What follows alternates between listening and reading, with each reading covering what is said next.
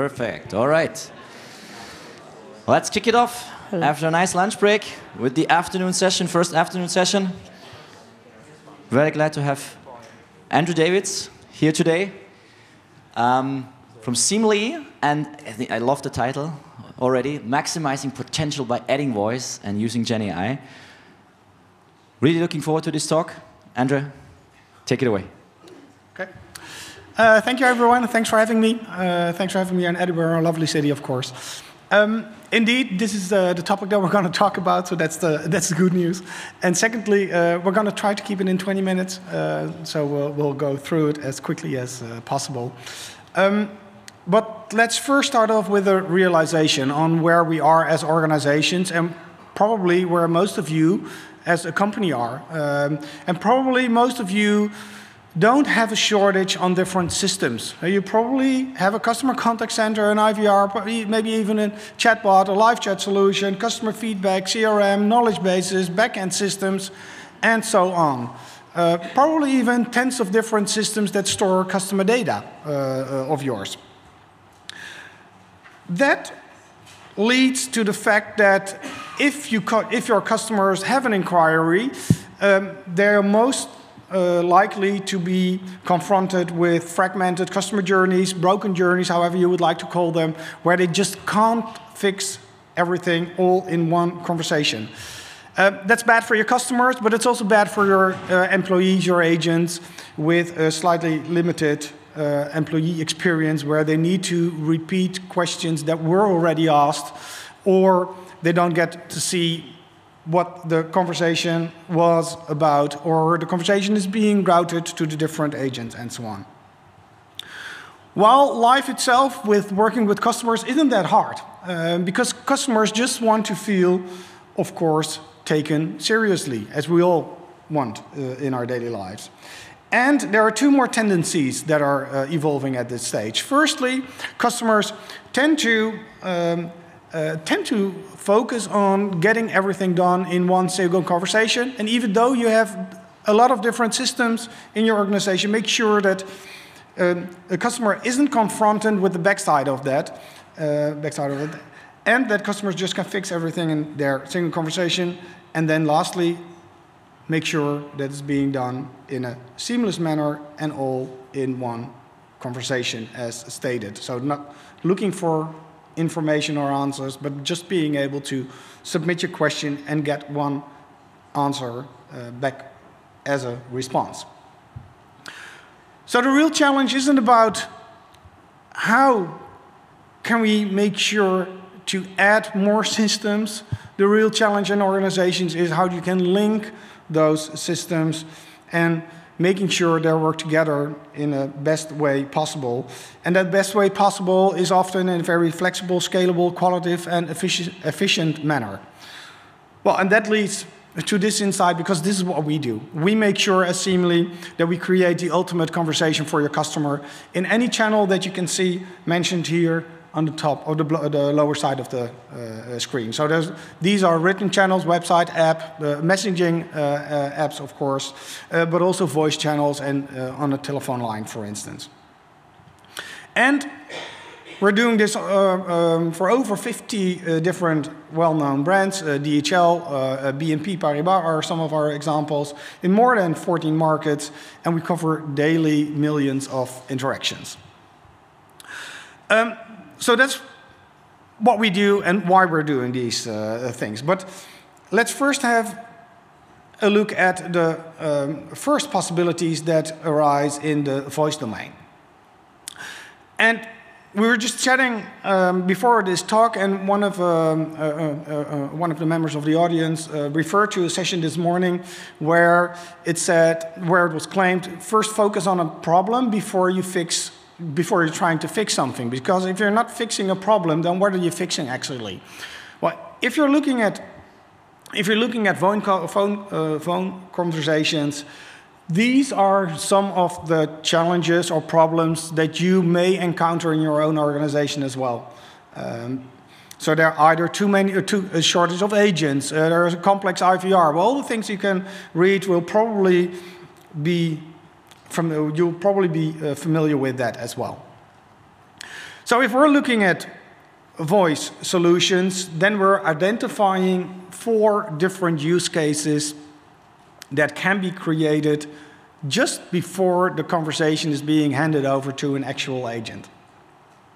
Well, let's go through those cases, and then I'll share some examples with you as well. The first use case is preparing the live call and routing the conversation to the right agent.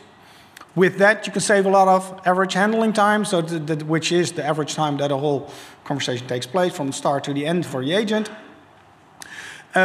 Which will actually, where the voice bot will actually, let's say, only will ask, what is your question, and can you give me some info so I can hand you over to the right agent, and the agent doesn't need to ask all the repetitive tasks that they regularly need to do for all the other calls. As stated in the first case, the voice bot will also ask, what is your question? Because based on that answer, it will route it to the right agent. But if we know what the question is, then we can also try to attempt to answer that question automatically as well. That will save a lot of deflection of the calls, because a lot of calls from your clients are at that same moment already fully automatically answered. Well, in the third step, you'll see an example of that in a bit as well. The answers provided will be personalized, will be made even smarter with backend integrations that can be exposed in that voice bot conversation as well. In these 3 use cases, there will always, if required, there will always be a seamless handover to an actual agent, as stated, the right agent with the right skills, and this agent will always get a transcript of all the whole conversation that has already taken place, and possibly an automatically generated summary can be added to that. In the fourth case, if there's no agent available, in the fourth case, we can create a smart, let's say, answering machine where the customer can request to be called back, but it will then already also share, well, the question and their information, so the agent that calls back within, let's say, an hour or 2, will already have the prepared answer in their mind already. So these call me back calls will take far shorter time than the regular calls that take place. Let's have a look at 2 different voice demos. The first one for H&M. This conversation may be recorded for training and optimization purposes. What can I help you with? I would like to talk to an employee.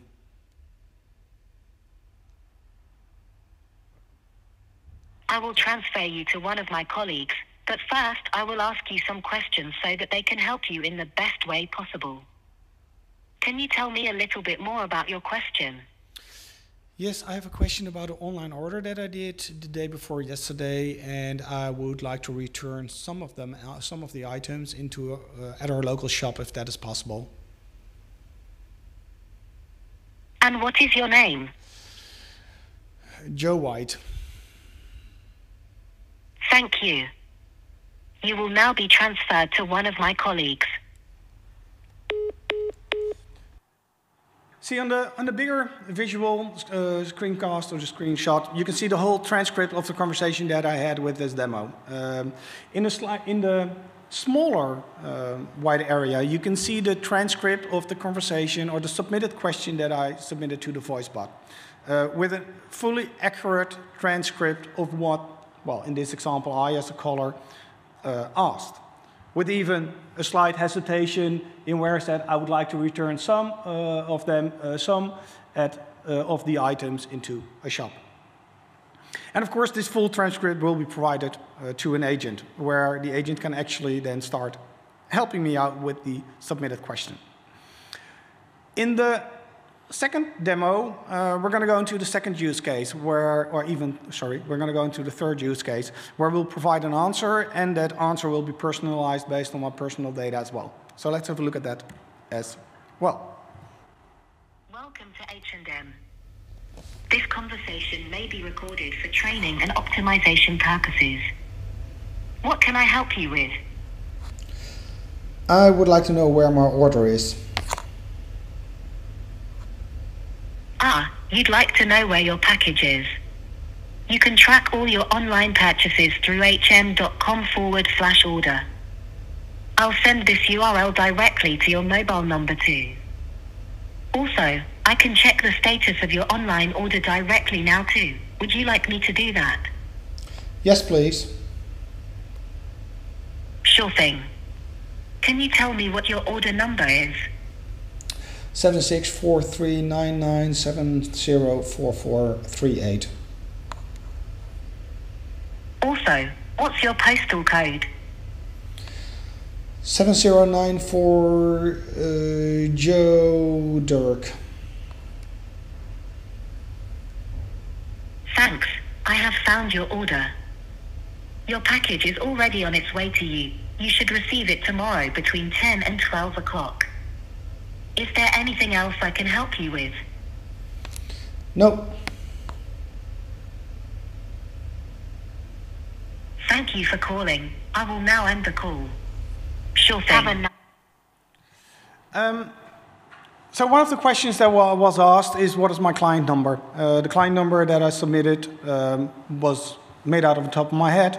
Instantly I just mentioned some of the numbers, but as you can see in the transcript, but it's maybe not readable in really small fonts, so I made sure to increase that part of the transcript slightly more into the figures that you can see on screen, which were, maybe if you noticed it, the exact figures that I submitted as my client number as well.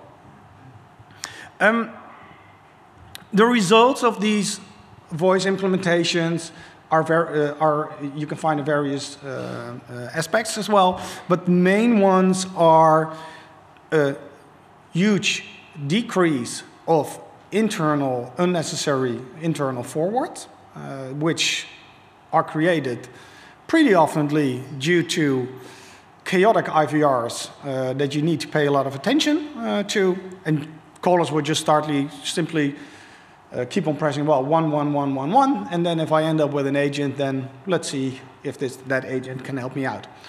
The second is full deflection of automatically answered calls. That can already be even more than 20%. The third one is the reduction of average handling time, which decreases the time that the agents need to spend on the call with even 55 seconds. And then lastly, this is really easy to set up, because what we will do is we'll reuse all the available chatbot content to make sure to launch a smart voice assistant as soon as possible. Does that also mean that you need to use all the answers of the chatbot? No, not at all. You can differentiate them still. Okay. The second part that I wanted to look at is how we increase boost productivity using Gen AI, and I would like to focus on 4 different use cases that we have. First one is auto translation, auto summarization, auto emotion recognition, and data validation. So let's go quickly through them. With our translation possibilities, we're able to translate automatically and instantly each conversation from a chatbot or an agent or backend integration in over 110 different languages. All instantly without any delay that can be experienced. This will always work, and it increases the user acceptance and the user satisfaction, but also the agent efficiently tremendously.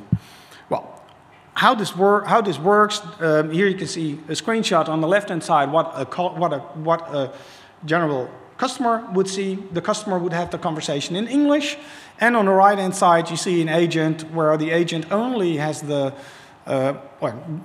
agent is focused on typing Dutch, well, and let's say is experienced in Dutch, but not as experienced in English, where each input from the customer on the left-hand side is being translated into a Dutch piece of text, with also shown to the agent what the original text was to emphasize that it was translated automatically. The agent types in the orange section, types in a Dutch response, and the Dutch response is translated into an English conversation or into an English answer, all instantly without any delays that can be encountered. We have customers that translate, let's say, 5% of all their conversations. We also have customers that translate 30, but even 55% with specific governmental departments that we work for. The second use case that I would like to show is the auto-summarization. The auto-summary that can be created, for instance, upon a handover between a chatbot and an agent, so the agent doesn't need to go through the whole transcript of the chatbot conversation, but can also read 2 sentences and continue the conversation from that moment onwards. So it will cover the whole conversation that took place up to that time. So it can be in the handover moment that I just referred to, but also at the end of the full conversation, so you can log the conversation into your CRM system in a shorter and summarized manner. This means of working can also be used in a more abstract manner where we deduct the contact reason as well. That can be logged and assigned to that conversation as well. And of course, this will increase the agent efficiency tremendously once again. What we're seeing here at clients is that before we introduced the summary, it took up to 1.5 minutes before the agent could actually respond in a, well, let's say, a qualitative manner to the submitted question. But after the summary, 1 minute was deducted from that. So it only took 30 seconds before the customers got their actual answer. So how would that look? Here on the left and on the right hand side, sorry, you have the full transcript, and then this is an example of a summary that can be added to that, so the agent can only have to read the summary and continue the conversation from that moment onwards. 2 more use cases to go to. Firstly, what we're doing with emotion detection, and empathetic responses. If you're looking at emotion recognition, we've automated that so we can do different things. So first of all, we can differentiate the content that a chatbot shares with the customer. So if the customer is, for instance, slightly more irritated or more happy, then we can use that emotion and respond to that in a corresponding manner as well. Secondly, we can use the emotion to differentiate routing, not only to prevent that an agent will get, let's say, 4 or 10 irritated, frustrated customer conversations all in a row, one after the other, but also you could use it into differentiating two different, possibly skilled agents as well. The emotion detection can also be used for the animation of the avatar, making sure to correspond with that emotion, and the empathetic responses will create more personalized conversations. So this is an example where, as a customer could say, I would like to reserve a table for 6 tomorrow, we will celebrate my mother's birthday, and generally the programmed answer of a chatbot would be, in order to reserve your table, I need this and that.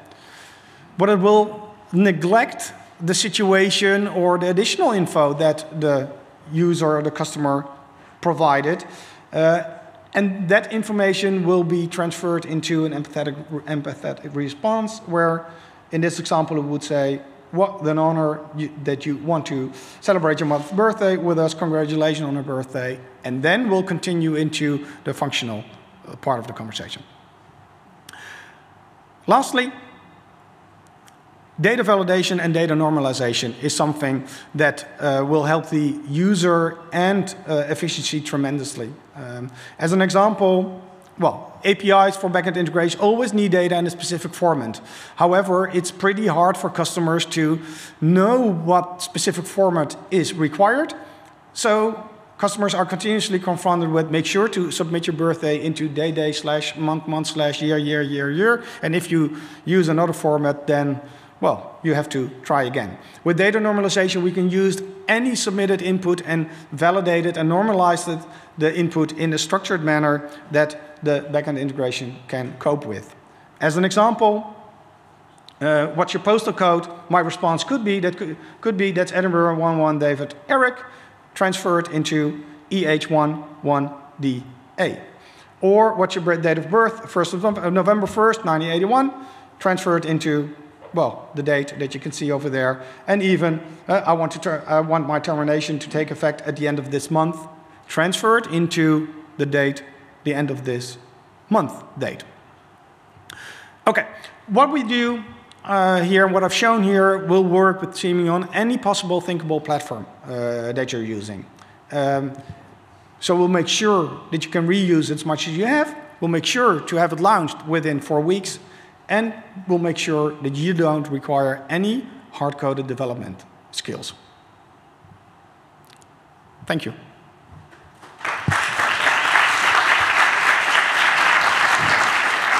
Thank you, Endre. So we have no questions from the online audience. Do we have some questions from the audience here? Yes, we have one. Perfect. Can we get him? Yes, perfect.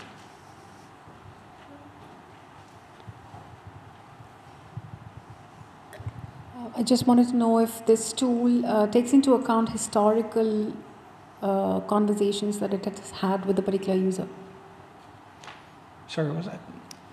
Yeah, I mean, for example, if I interacted with this particular tool, assuming I did that in the past, I had some queries, and if I have another query, because subsequently 2-3 weeks, would it have the historical information to be able to empathetically respond? Yeah, possibly indeed. However, that history will make sure to share that within, well, let's say the CRM environment of our client, and then that can be submitted to us with the new sessions as well. Because since we focus on privacy by design, we would like to store as little as possible data that is not relevant for us, but work as much as possible together with all the possible data points in our organization. Okay. Thanks. Any other questions? If not, I would have one. So you talked about, reusing basically existing chatbot content in a voice interface. Yeah. How exactly do you do that? Well, what you regularly see is that the chatbot contents are already, organizations are already aware of the fact how to work on that. They've built a lot of recognition in that, and they've built a lot of answers in that. The recognitions can already be up to 89% of the time can be reused fully, and let's say almost 70% of all the answers can be reused as well. So we've built a voice layer around that where we can add text-to-speech and speech-to-text. Connected to phone lines using different methods to make sure that the, let's say, chatbot conversation can have an actual audio conversation as well. But do you account for the fact that a verbal conversation is different from a written conversation? In some aspects, absolutely. Yeah, absolutely. So that's what I was referring to, that some answers you can't reuse because a chatbot on a website may give the answer, oh, if you want to log in, press, go to the upper right corner and then click on, etc. In a voice interaction, you can't refer to that same context. Yeah. Okay. So absolutely. Thank you. Yeah. Well, then, one more applause for Endre. Thank you very much. And thank you.